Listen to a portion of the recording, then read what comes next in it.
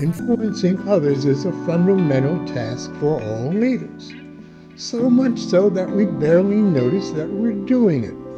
But we do get frustrated and stressed when our attempts to influence our followers and others are not successful. In this second in our series of videos on power and influence for leaders, we will explore what influence is and the 6 channels through which influence flows.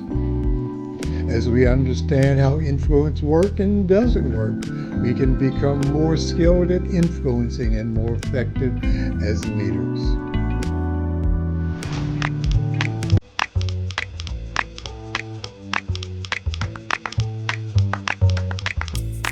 Hello, I'm Dr. Michael Broom, CEO of the Center for Human Systems. I've supported leaders and executives and their teams to success for over 45 years now. Welcome to my channel.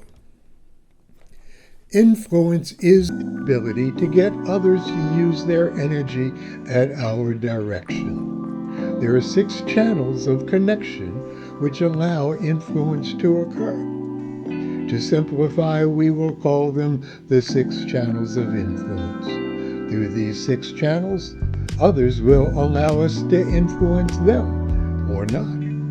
The first channel is position, sometimes called authority. Those who connect through this channel will allow themselves to be influenced by someone's perceived position. Widespread social expectations have socialized multitudes of people to allow themselves to be influenced positionally by parents, ministers, policemen, firemen, and bosses. Others of us do not connect via this channel, which can frustrate those who attempt to influence through it, such as the frustration that parents often feel when their teenagers begin to reject their parental influence. Channel number 2 is coercion. Those who connect through this channel will allow themselves to be influenced by someone perceived as threatening some relative negative consequence. When the character Don Vito Corleone in the movie The Godfather said, "I'll make him an offer I can't refuse," he meant he will present someone with a proposition that will be enticing only because of the very dire consequences if they decline. On the other hand, Patrick Henry, the famous patriot, exclaimed prior to the Revolutionary War, "Give me liberty or give me death," implying that no amount of coercion could possibly change his desire to secede from Great Britain. I've had clients and students who say they don't like to use coercion, but imagine trying to raise children without it.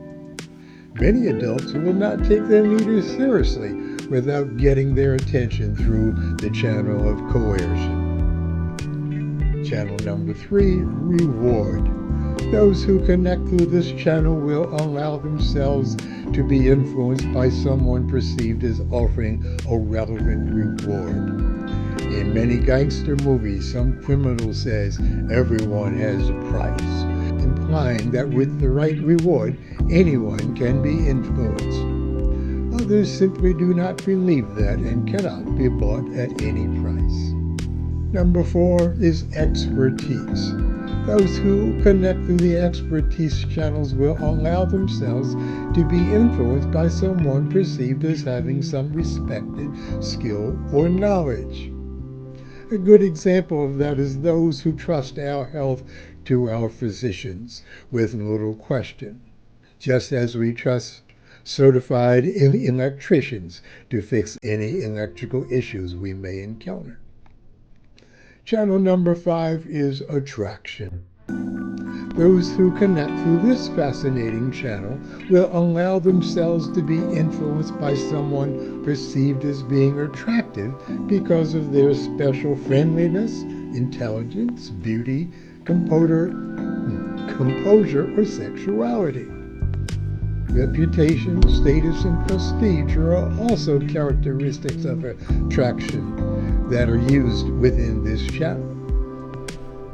I once had a client who had hired people mostly because she liked them without noticing their minimal qualifications. Her turnover was enormous until I pointed that pattern out to her. Interestingly, she was often able to influence others because of her likability.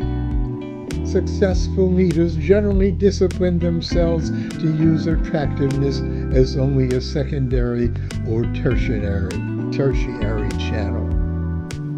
I once worked with a guy who refused to hire a very well-qualified person because she was too attractive and would be a distraction. An unfortunate way to discriminate against someone. The sixth and last channel is group affiliation.